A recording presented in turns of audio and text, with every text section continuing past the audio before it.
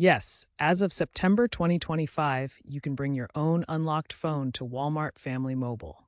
This lets you skip buying a new device and use one you already own. To make sure your phone will work, it needs to be unlocked, meaning it's not tied to another carrier and compatible with T-Mobile's network, since Walmart Family Mobile uses T-Mobile's towers. Check your phone's compatibility using Walmart's online tool or by checking that it supports T-Mobile's frequency bands, especially 1700-2100 MHz for LTE and N71 for 5G.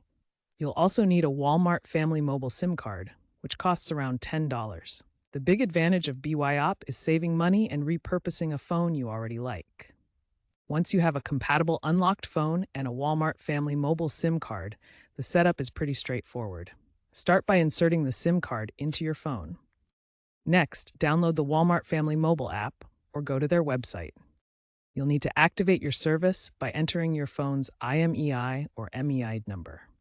From there, you can choose a plan. Plans start at around $15 per month for 2 gigabytes of data. Keep in mind that Walmart Family Mobile is prepaid only, so there are no contracts. Also, while most modern phones are compatible, older models from before 2018 might not fully support LTE or 5G. Finally, remember that BEOP doesn't usually include international roaming outside of T-Mobile's partner networks.